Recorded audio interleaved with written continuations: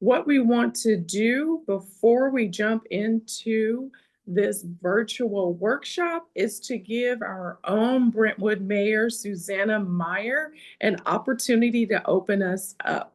So, Mayor Meyer, you can go ahead and open us up. Thank you. Thank you, Sakari, and thank you, Abraham, for getting all of this together and offering up this opportunity. Very nice to meet you, Ellis. So as Sakari said, I'm Susanna Meyer. I'm the mayor of Brentwood, but I'm also the executive director of the nonprofit Empowered Aging. So after I say a quick hello, I'm going to change my name and change into a different hat and take part in this program as the ED of a nonprofit. I think this is a fantastic opportunity, as some people are mentioning that in the chat. Nonprofits in East County, there is a lot of work, really good work being done. Not everybody knows about the resources we have available. So it's our job as a city to make sure that people are connected to resources, to know what they have available, to know what they can, take part in for their families and people that need help. So very, very excited that we're doing this today, that we can help the nonprofits serving Contra Costa County and of course, East County specifically, to be more supported, to have more resources themselves, to have some extra training and maybe some ways that they can be more sustainable long-term. So I'm going to go ahead and sign off as the mayor and sign in again as the ED of Empowered Aging, and very, very grateful to everyone who is taking part today. And I don't believe we have any, there was a couple of, oh, yeah, we do have Councilmember Jovita Mendoza on. So welcome to her and thank you to her for attending. And we also have extra staff, and I'm sure that you'll be taking care of that. Thanks, everyone. Adam, excuse me. Abraham, do you just want to transfer me over? Of course. I'm looking forward to learning from you too, Alice. Thank you so much for holding this. Okay, thank you so much, Mayor Meyer, for that intro as you take off one hat and put on another hat. And with that, I want to go ahead and introduce our speaker today. So thankful for you all being here for our nonprofit strategies on how to lead, fund, and grow. It is important that we are sharing information with the community so that we can all flourish together. So with that, I would like to introduce Ellis Eccles. She is an associate consultant with Arrow West, and she's a nonprofit strategy specialist with a growing reputation for delivering impactful community-centered training. As a lead consultant on the City of Antioch Nonprofit Workshop Series and an inaugural Nonprofit Expo, Ellis helped design and deliver programming that reached over 75 organizations and sparked new momentum for nonprofit development in Contra Costa County. Yes. So Ellis is a proud graduate of UCLA's Luskin School of Public Affairs. She also specializes in disability studies and child welfare, and areas that continue to shape her equity-focused approach to community development. Please help me in welcoming Ellis, and thank you so much for doing this for us. We really appreciate it.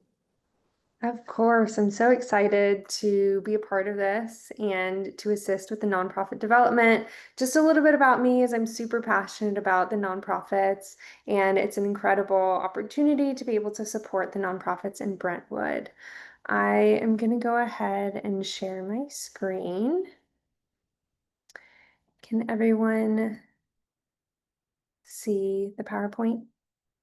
Awesome. Okay, so since we do have limited time together, we're going to do kind of general overview of all of the subjects. We will have time at the end for a Q&A. So if you have any questions throughout the workshop, feel free to drop them in the chat. And then when we get to the end, I will be happy to address those. So we are going to be looking at how to lead, fund, and grow the nonprofits in Brentwood. So for the next 45 minutes, we are going to explore 3 practical strategies to strengthen your board, your fundraising, and planning efforts. We're going to identify 1 immediate action to be able to boost your organization's capacity. The goal really is to connect with each other and share real-world ideas that you can adapt for your own mission.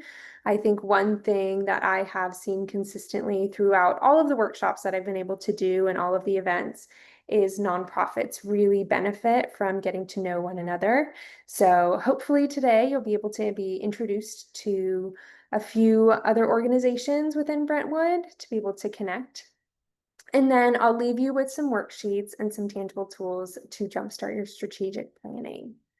So we're going to do a quick little icebreaker. When I jumped in to begin, I saw that some people had already begun to put your name and organization, but I would love to know what your name and what your organization is. And if you want to share a little bit about your mission, that would be awesome. We will be jumping into a little storytelling exercise next, but I would love to know name and organization. Also, while I'm screen sharing, I can see some of the chat. Okay, awesome. Awesome. Empowered aging. I see that. Mark is someone on my team, so that's awesome. He's here. Choice in aging. That's great. City of Brentwood. Awesome. So you guys go ahead and just keep writing in the chat, and then we'll jump next. So this workshop is kind of a summary of how we've been able to really help and empower other nonprofits. So it's a quick overview throughout all of the subjects, but I am excited to really dive in and take a look at these three major key points. We have fundraising, we have board development, and we have strategic planning. So we're going to start with a little storytelling exercise. So this is so essential, whether you're an established nonprofit or you're a fairly new nonprofit just placing down roots, because donors or funders really give to people and they give to stories, not just to spreadsheets and numbers. So we're going to take some time to write a short statement that really highlights the heart of your organization. So go ahead and take the sentence down below. Because of our work, this change happens, and it happens for this group of people. So perhaps you've already narrowed down the types of people that you serve, but maybe you haven't really thought about it in a while. So this is a great opportunity to reinvest in taking a look at storytelling and taking a look at kind of your mission of your organization. I think, is there an opportunity for attendees to speak, or is it just, I mean, No, they definitely can. If you want them to speak, they can just raise their hand and then I can allow them to speak. yeah. So if anyone wants to share their statement, we would love to hear. You can also drop it in the chat, but if anyone wants to share it out loud, that would be really awesome. And this is, again, I know we are all virtual, but it's a great opportunity for people to start to be introduced to one another. So if you have an idea and if you want to share some of your statement, feel free to raise your hand or just drop it in the chat and I can read it out loud. Yeah, and don't be shy. Need some interaction these virtual days. I can share a little bit about our work. And if I were to do this, we are not a nonprofit, but if I were to say, because of our work, we are able to support nonprofits for nonprofit leaders, for people in Contra Costa, and for those who need services the most. It's been incredible to see a wide variety of nonprofits in Contra Costa and the incredible work they do to support people that might not have resources otherwise. So that's really awesome. Okay, I see one in the chat. It says, at Community Integrated Support Services, we've been empowering adults with intellectual disabilities to build meaningful connections and thrive within their communities for over 20 years.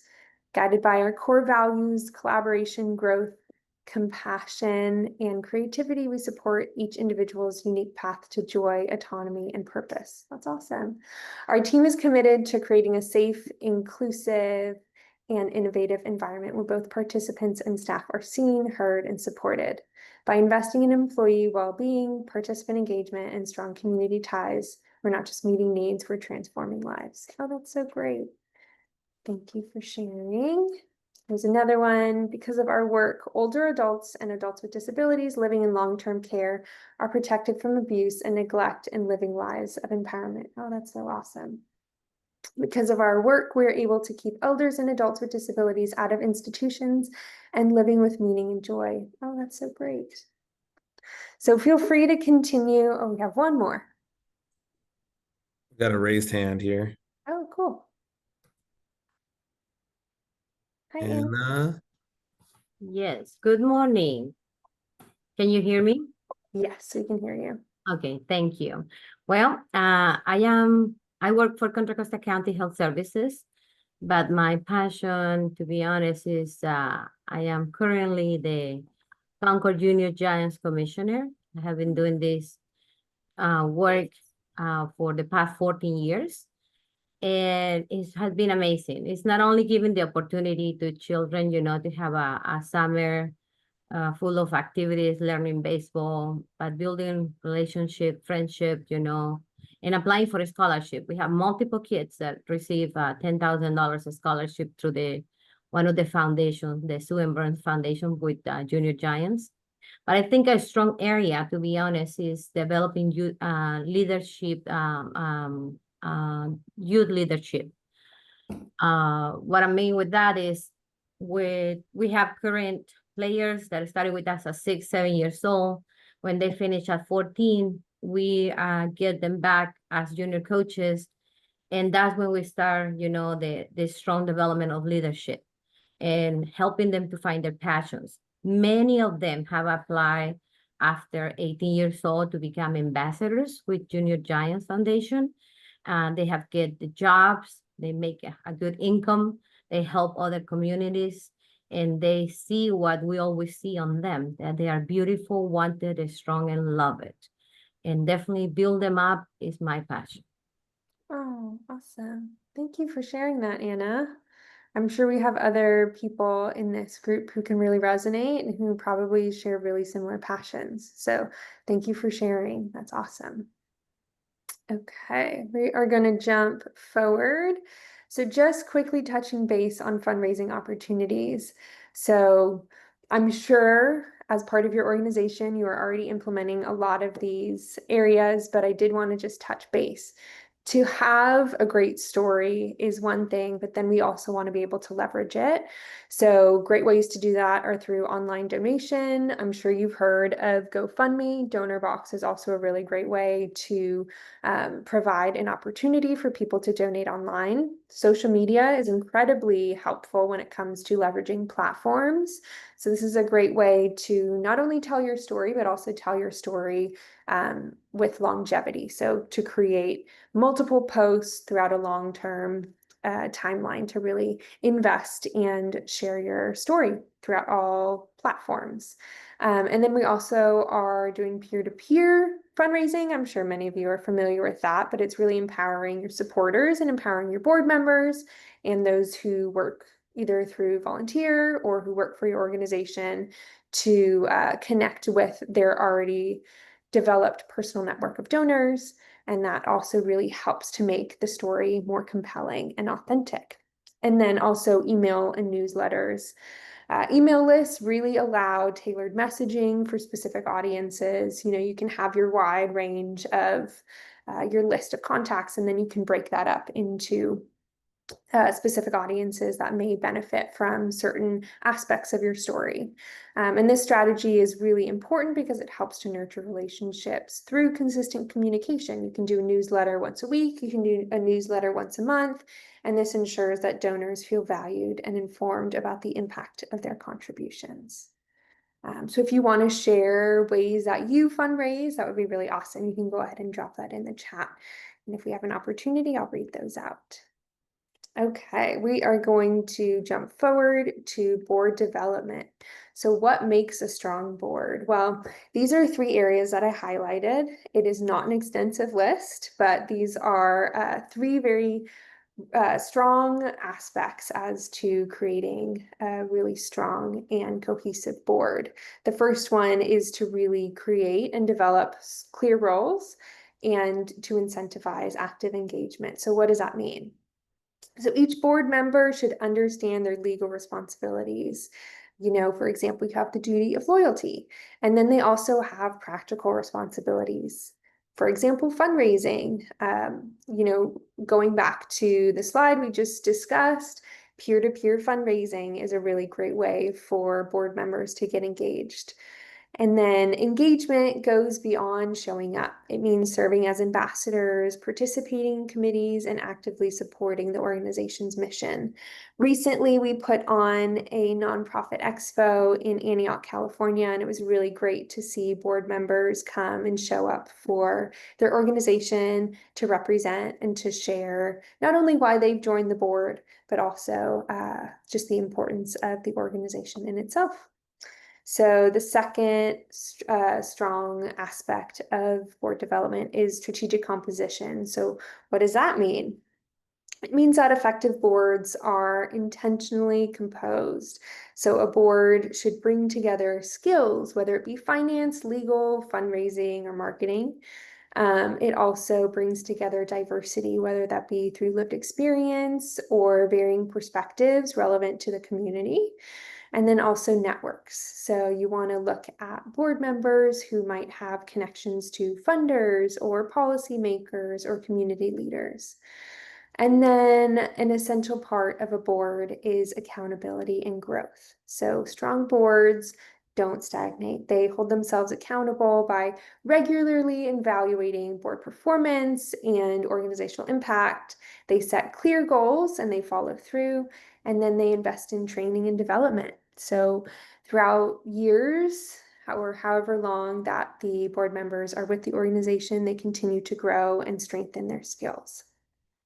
So we are going to do a little workshop, and it's going to be how to examine board member strengths. So you'll be provided this at the end of the workshop, but this is a little Excel table that really helps to highlight the different skill sets that board members can be strong in. So I'll kind of explain this, and then when you guys have the opportunity to get it after the workshop, you can work through it, and I'll explain more as we go throughout the workshop. So we'll start by putting a board member name. I put some just as examples. We have John. So we're going to take a look at what is John really strong in. So he's really good at strategic thinking. I think he's really good at leadership. He's really good at community engagement, and he's really good at governance. So for John, he has a score of 4. So keep in mind, the scores aren't indicative of how strong or how important a board member is. All of our board members are incredibly important. The score just really helps to evaluate how many skill sets do we have within our team, and then what areas need to grow. So for example, Emily, again, really strong in leadership. She's really good in the finances, and she's really good at marketing, and she's really good at fundraising. So Emily also has 4, and then Adam, finances, he's really good at strategic thinking. He's really good at community engagement, governance, and fundraising. So he has a score of 5. So now we can take a look at our sheet and we can say, oh gosh, we don't have anyone who's really strong in innovation or technology. So how can we help to strengthen our board or strengthen each individual in these areas and skill sets to really help create a well-rounded board? So you'll get all this information in this worksheet. But if you were to just look at this right off the bat, without doing all of the breakdown, do you think that there is an area out of all of these options that you think your board can be strengthened in? Feel free to drop that in the chat. Like, do you think your board could benefit from greater community engagement, or do you think your board can really strengthen in the marketing and the expertise area? Let's see. Okay, we have one, innovation and technology. Perfect. That's the example we have on here. Let's see what anyone else thinks. And I'm also reading through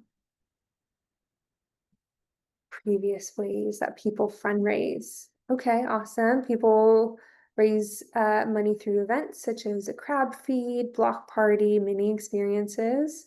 That's fun. I want to know more about that crab feed. And it looks like they also use Facebook for birthday fundraisers or for program supply asks. That's really awesome. And the Giving Tuesday, yes, that is really beneficial when it comes to fundraising. Okay, someone else said governance and technology. Yep, that's awesome. And let's see. Going back to the storytelling, Lori said, because of our work, children have a safe and educational environment where they gain skills to become active and responsible citizens. That's really great. And then Alexia said, because of our work, children of families in crisis are safely cared for, so parents can have the time and space needed to navigate the crisis at hand and work on improving their situation. That's really awesome. Technology and marketing. Oh, awesome. Your board is already doing training and fundraising. That's cool. And then also lived experience. Okay, cool. That's great. So yeah, so as we can see, we have a lot of technology requests. We're not touching technology in this workshop, but that is definitely an area that is super important. And okay. So we are going to take a look at some ways we can strategically combat board gaps. So we're going to build off the workshop that we just talked about, and we're going to examine examples as to how to create a strategic plan if you find gaps within your board. So this worksheet that we're going to jump into focuses specifically on your governing board, but it also can be used to set up your organization for success. So you can use it for other areas of weakness or other areas that you do want to strengthen. And these strategies can be applied to really any area of your organization that needs additional assistance or to be rebuilt. So we're going to take a look at 4 strategic steps. We're going to, 1, how can we assess and clarify the problem? 2, how do we activate, but also how do we leverage the internal talent? How do we utilize what we already have within our organization? Number 3, how do we recruit with intention? How do we look at the areas that we need additional support? And how do we acquire individuals, or how do we gain people as a part of our board or a part of our organization who really can benefit in the areas that we need assistance with? And then how do we strengthen governance practices that are already in play? So I pulled 2 examples, the first being leadership. So let's say we looked at our worksheet and we identified that there was a big gap in leadership. So number 1, we are going to assess and clarify the leadership gap. So how do we identify what's missing? Is the gap about an officer role? For example, do we need another chair member? Do we need a treasurer? Do we need a secretary? Or does the gap relate to governance expertise, such as finance, legal, HR? Where is our gap when it comes to leadership? And then 2, sometimes it's important to clarify the responsibilities. So perhaps you already have people within that role, but maybe the role isn't being strengthened or utilized to the fullest of its capacity. So sometimes it's really important to identify what that role is and investigate how we can really re-explain all of the roles and the responsibilities that come with that. So number 2, let's activate the internal talent. So perhaps we already have board members who might not be in a role of, let's say, a treasurer, who could really embrace that role and really strengthen it. So perhaps we're going to appoint an interim officer within the board already to provide stability while we currently look for someone else who can permanently fill that role. Or maybe we're going to redistribute duties. Maybe we're going to divide the responsibilities among the existing members. to keep momentum as we're moving forward. And then number 3, what if we decide that there is no internal talent to really fill that role? So we really want to recruit with intention. So what does that look like? It means targeting recruitment. So we're going to seek out candidates who bring leadership, who bring alignment with the organization's mission. And this could be through community leaders, it could be through partner organizations, or it could be through professional associations. So for example, I have done a lot of work in the child welfare space, and from what it sounds like is there's a lot of people, or there's a lot of organizations within this workshop itself who work with children and work to support families. So let's say we needed someone to step into a leadership role within that organization. So perhaps it's looking at community leaders who work in the child welfare space.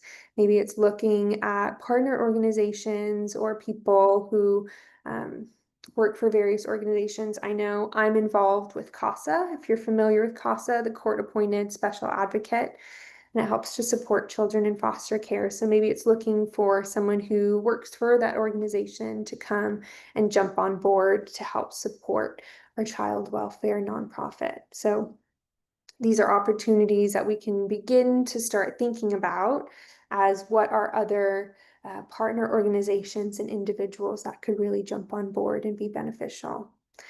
And then number 4, let's strengthen our governance practices. So let's begin by building a pipeline, by preparing vice chairs. Let's prepare committee leaders or experienced members for future officer roles. So let's say we have people as part of our organization who might not be ready to step into a chair role, but maybe in a year or so they will be. So how can we help set them up within the next few months to really step into that role in the future? And then let's set term limits. I'm sure you are well familiar with term limits, but it's really ensuring that leadership rotates regularly so we don't face a sudden vacuum, or preparing leadership roles to turn over so we know that, okay, this role is going to open up in X amount of time. Who's going to take that spot, and how do we really help to support the organization from the ground up? And number 3, mentorship. Why don't we pair newer members with seasoned board leaders to accelerate readiness? So I know that a lot of times we might get new board members and they jump into a position and they just hit the ground running, but really how can we help to support them for long-term success? And a really great way to do that is to have a conversation very early on and say, how do we see, or how do you see your role within this organization really grow and expand? And how can we help set you up for success? How do we start from, step 1, and how do we get you to step 10? And how do we help to support you? And that could be through something such as training, that could be through something such as a mentorship program, but these are ways that we can really help to support the organization, utilizing the resources and the individuals that are already a part of your board. And then I also identified marketing expertise. So we're going to go through the same 4 steps, but how can we apply those for marketing? So number 1, we are going to assess and clarify the leadership gap. So let's identify what's missing. Is the gap about strategic marketing, i.e., are we looking at branding? Are we looking at the audience? Are we looking at communication strategy? Or is it about tactical marketing? Are we looking at social media? Are we looking at content design? Are we looking at creation of social media posts? So where is that strategic marketing? I know oftentimes when a nonprofit is in the very, very early stages of development, sometimes branding can feel pretty overwhelming and can feel like a pretty big step. So do we have someone, a part of our organization, who can assist with that, who can help with our logo, who can help with identifying how we're going to communicate who we are, our mission, how are we going to look at connecting with the community and really identifying ourselves as If we go back to the example of organizations within the child welfare space, how do we identify ourselves as a leader within this space? Or are we looking at tactical marketing? Are we looking at places with social media posts? Because I know sometimes content creation can also be a little bit tricky. So do we have someone who is in that leadership role who is working on the content creation or design? And then again, do we have anyone within our organization already who we can activate? For example, do we have staff, volunteers, or donors who have a marketing background? A lot of times, maybe people have gone to school for it, or they've just had experience through other organizations or through jobs. So consider inviting them into committees or as advisors before a board seat. So let's take a look at the talent that we already have.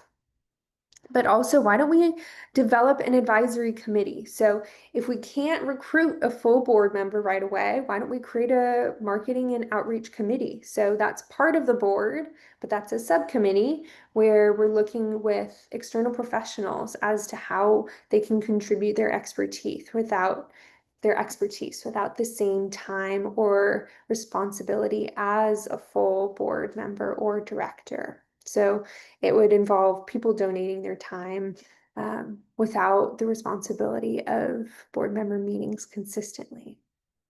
And then also, how do we recruit with intention? So again, how can we target outreach? Why don't we connect with a local PR firm? Why don't we look at marketing agencies or chambers of commerce or even university programs? Like, I think that is far underutilized as someone who had experience in college. I think students are always open and ready and willing to participate with organizations that they feel very passionate about. So that is a great way and a great opportunity to connect with up and coming talent, but also just individuals who might be really excited to participate as part of your organization.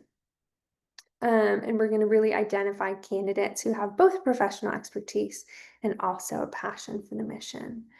And then we're also going to be looking at strengthening governance practices. So looking at board training, assisting with teaching board members storytelling, messaging, and advocacy. You know, we did the little storytelling workshop or storytelling activity at the beginning. So why don't we work with board members to really strengthen their storytelling and messaging? So that everyone across the board improves their marketing skills. I think that marketing is always highly and vastly beneficial, so that could be really great.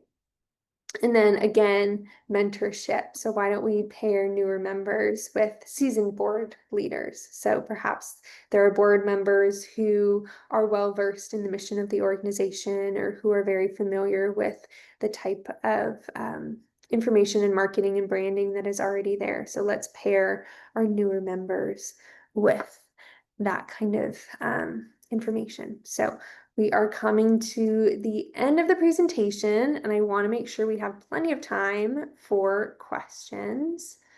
I cannot see. Oh, here we are. Okay. Sweet. Thank you, Alice. I can help out here, and it looks like we have a few people that raised their hand. I'll just go and order this in the way I saw them. So it looks like Greg Robinson has a question or wants to discuss here. Hi, can you hear me? Yes. Can, Greg, good morning. Good morning, everyone.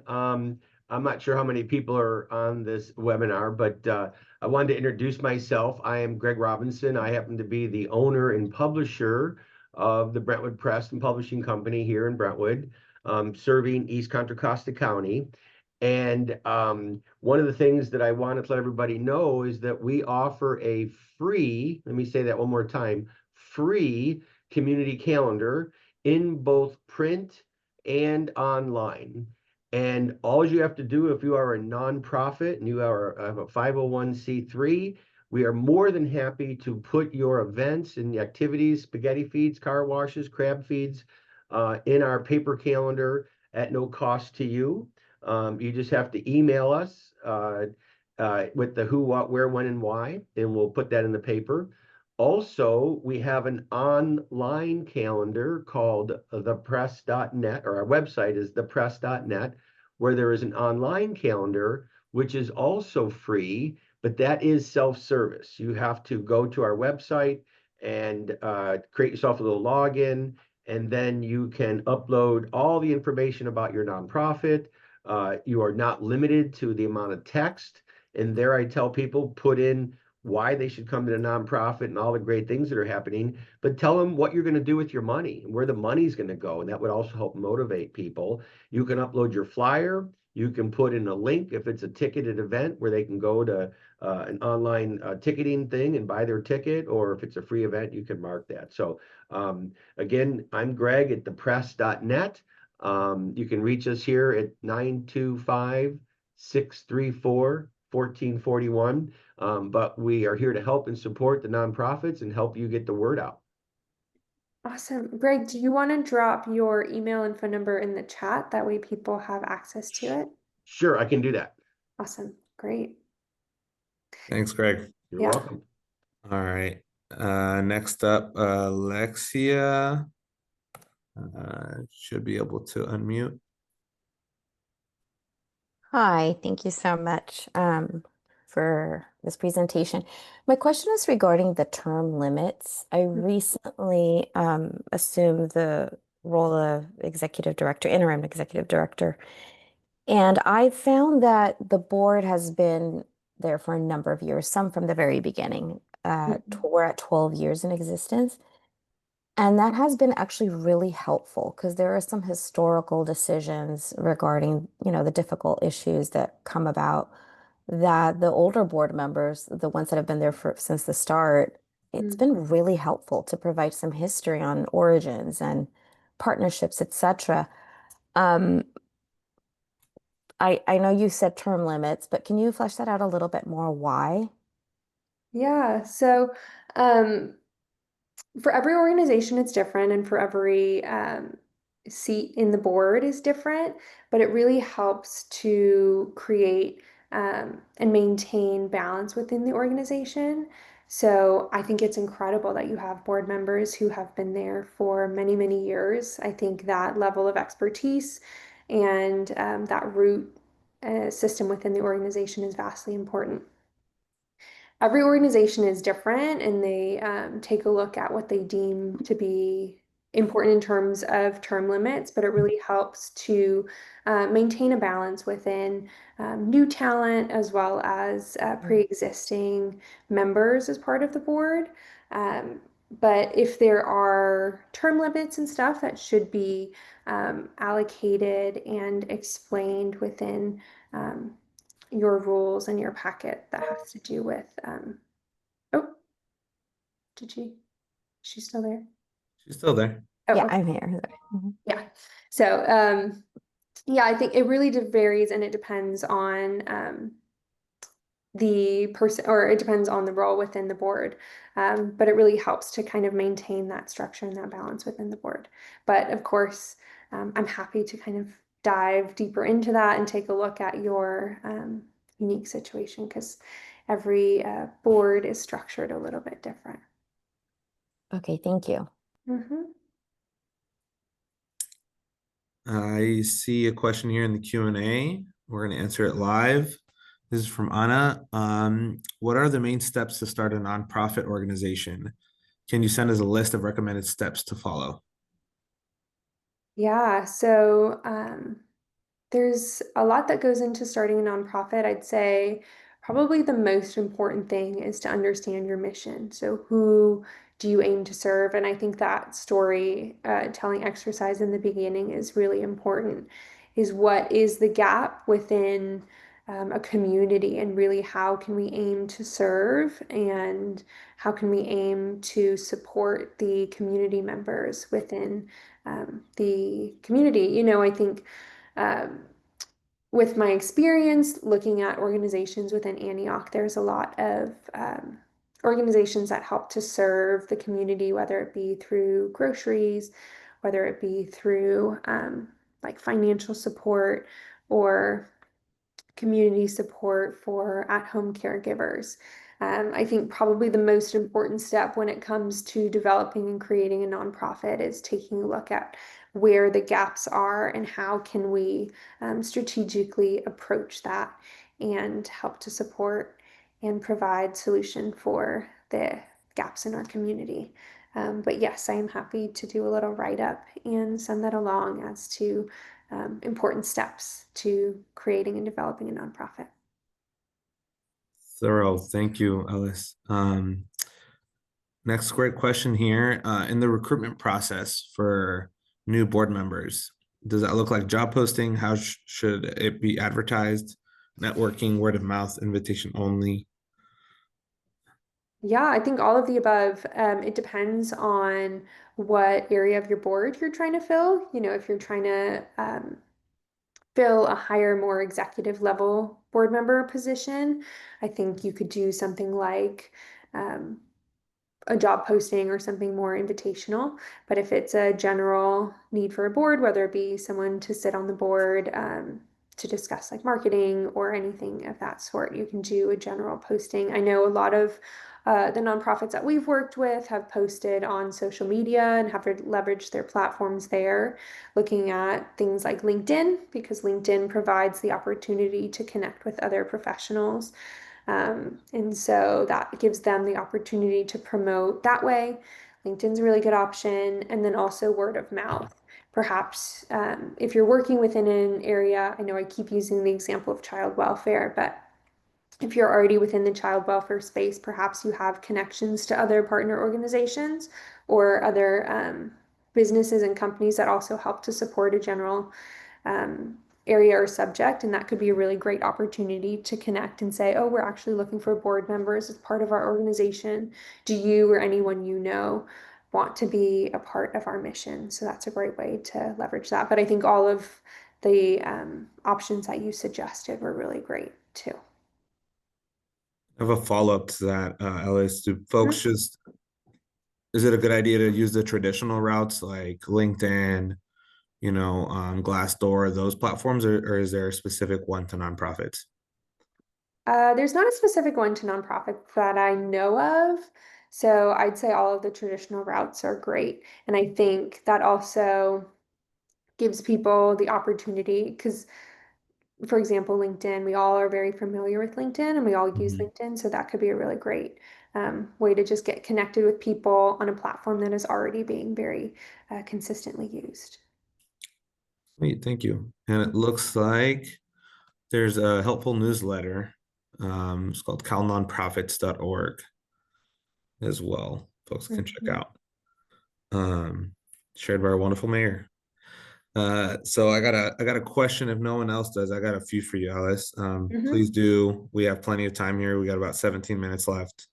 Raise your hand, be interactive. If not, if you're shy, totally okay. You can jump on the chat or the Q&A feature. Please do drop your questions. We have an expert here at the table, so please take advantage of Alice's time. If not, I will. And I would keep my camera on, but my connection's a little funky, so I'm not being shy, just by the way. But I got a question for you, Ellis. I know nonprofits really focus on not generating profits, right? But they do need to be financially stable in order to accomplish their mission and do the good work that they do.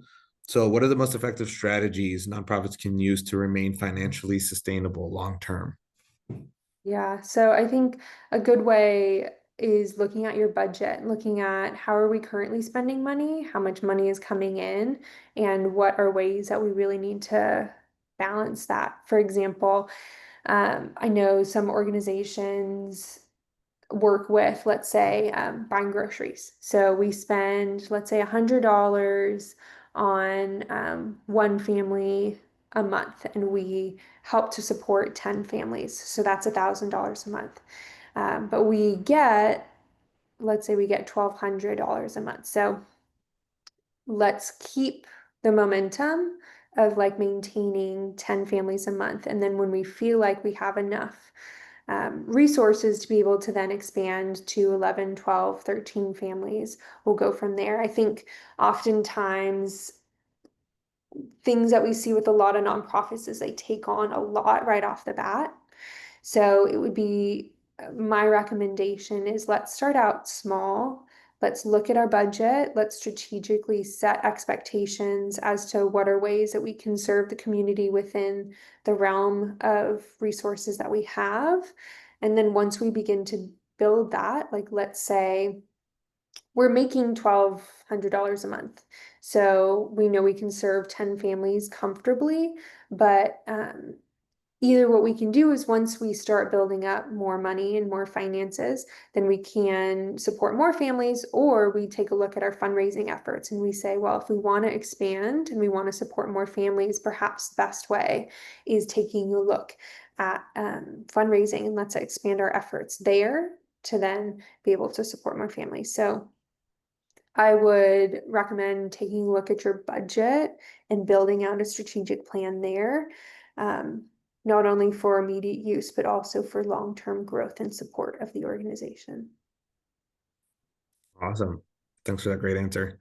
Looks like we have a question in the Q&A, and there's someone's asking for some direction as well in the chat, but I'll start with the Q&A. What are your thoughts on some of the agencies that offer pro bono professional support, i.e. Catch a Fire? Are they worth the time to get support with things like grant writing or strategic planning, legal help, etc.? I'm not familiar with, what did you say, Catch a Fire? Yeah, Catch a Fire. Catch a Fire. I'm not familiar with it. I'd say if it comes to anything that is pro bono or any resources that are available, cautiously utilize them. Like I would never say don't go for it if the resource is available. But don't put all your eggs in one basket.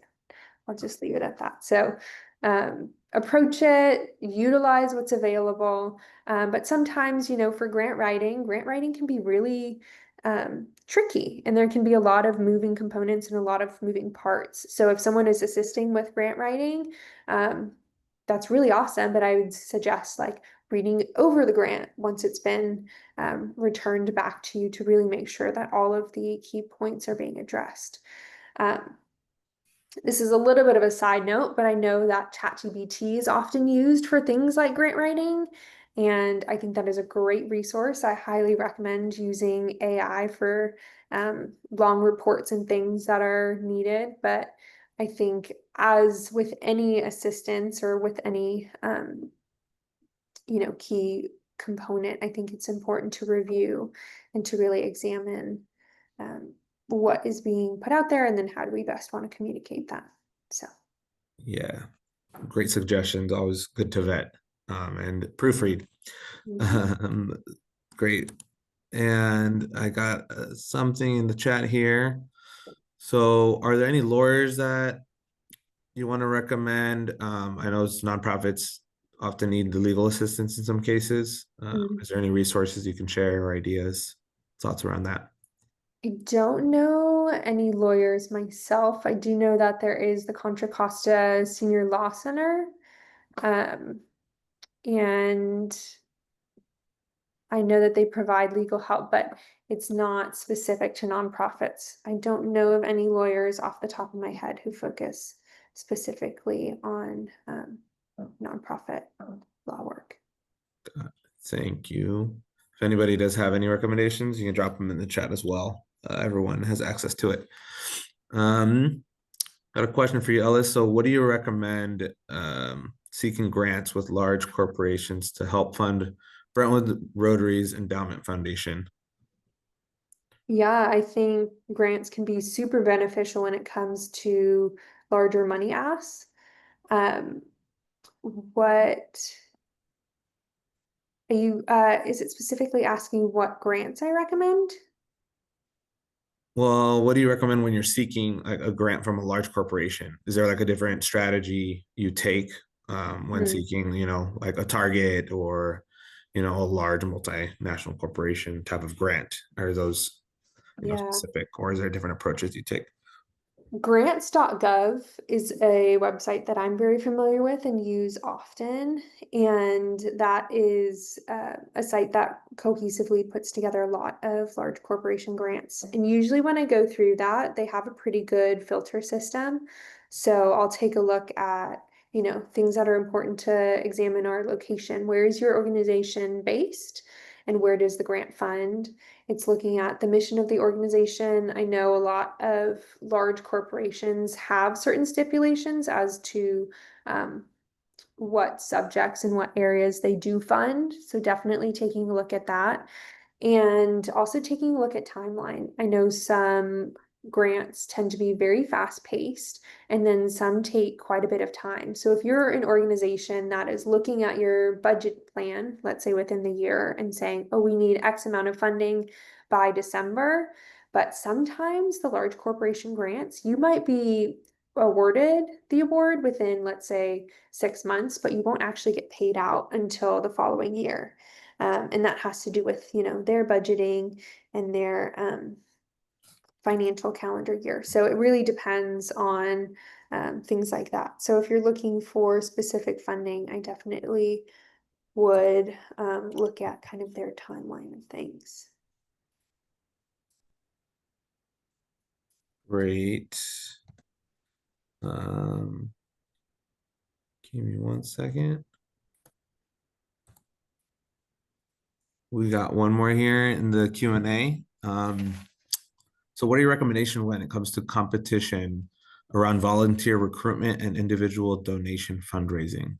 It seems like there's so many looking for the same volunteers and donor dollars. Yeah, that's definitely something that we see often, especially within smaller communities.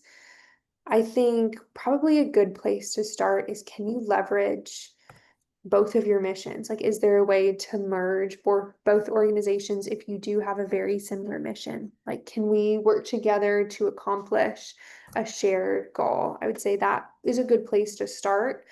But if that isn't possible, how do we look at ways that we can identify us as being a little bit different? So are we, I'm trying to think of an example.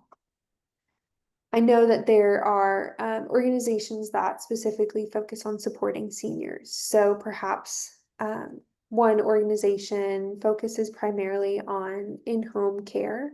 So maybe you're doing in-home care, but maybe we can leverage and kind of look at our mission to address things from a little bit of a different angle. So maybe we do in-home care, but that looks like providing fresh food every day, or that looks like providing support to the families in a different way that perhaps the other organization doesn't have. But I'd say, can we work together to strengthen and to move our mission forward? But if not, how can we identify ourselves as being an essential part of the collective mission? But how can we focus on a niche area that needs specific help? It's very helpful. Thanks, Alice. Lots of great questions coming in. Thanks for taking advantage of the Q&A session, folks. If someone doesn't have one, I got plenty to work with here. I think this one's interesting, especially because it involves the city. But Ellis, do you have any examples of successful cross-sector partnerships between nonprofits, businesses, and government? Definitely. I'm thinking of an organization that we've worked with in Antioch, California. They are Caregiver One Call. They're a nonprofit organization that works specifically with supporting at-home caregivers, which, as someone who was an at-home caregiver for a little while, I definitely resonate with that organization. And they started early this year, and it's been incredible to see how their organization has expanded and grown. And that organization is a really good example, going back to looking at where the opportunity gaps are within a community. Is there are so many at-home caregivers, but there are not that many support groups. So this was an organization that really stepped up to step into that area and support those who need it most. And seeing how they've expanded and grown, they've started to connect with the city to see how they can apply for citywide grants to gain access to locations, like a physical location, and even just provide city members and government officials with support. You know, they have a very broad, big mission, and it's been incredible to see how they've grown and expanded. That's awesome. Great success story next door. Not seeing any others here. Still take advantage of our last 5 minutes. And again, just remind everybody this is being recorded. You'll have all the slides Ellis went through, and this will be posted online and sent to you as a follow-up email as well. Just a heads up. Please do share with your networks. Really quickly, I see Mark's comment within the chat saying that there are public and private high schools that require students to perform community service hours. So this is a really great way for nonprofits to utilize the resources that are out there. So it's a great way to reach out, or it's a great idea to reach out to schools. If you have projects. I know, again, in Antioch, they have the Historical Society, and they had a building on their property that needed to be repainted. So they connected with a local school, and they had a bunch of students come out for their community service hours, but they were able to get that building painted. That's awesome. Mm-hmm. Definitely take advantage of that. And I was involved in a project as well.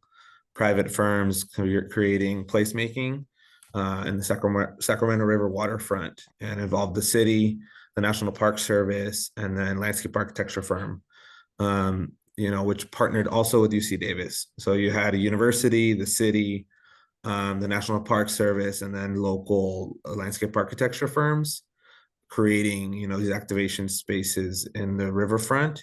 So you're talking multiple organizations leveraging each other's resources.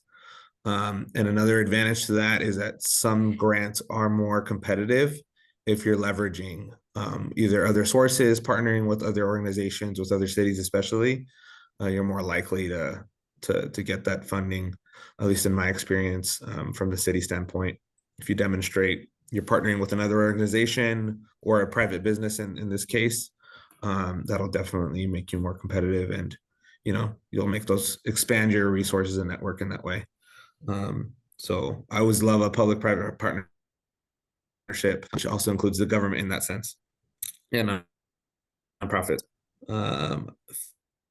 Think a question here, and then I'm going to close up information for future webinar here. If no one else has a pin, I can ask Ellis. Are you seeing any, Ellis? I'm not seeing any more now. Okay. You mentioned a little bit about AI and how it could be used for grant writing, but what role does technology play in strengthening nonprofit operations today? I know staffing and resources are sometimes limited. Mm-hmm. Yeah, I mean, I think we are just at the cusp of beginning to see how technology is really going to transform this industry as well as industries across all sectors. I think AI is really beneficial when it comes to things such as writing or even brainstorming. That is definitely an area that I would love to expand on in the future, is like, how do we utilize technology to the fullest of its capacity? But yeah, I think we're beginning to see how technology changes, even just social media and being able to publish a lot of information about our organizations. 10 years ago, that would have really been unheard of, as we can really help publish and reach large varieties of audiences that maybe we perhaps wouldn't have been able to.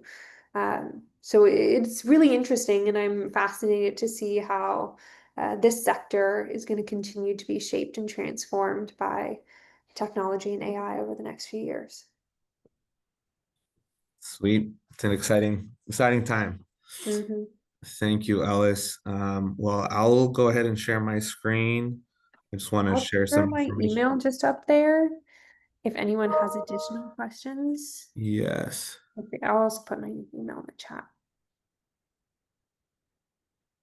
I'll go ahead and I'll stop sharing and I'll put it in the chat. Thank you, Ellis.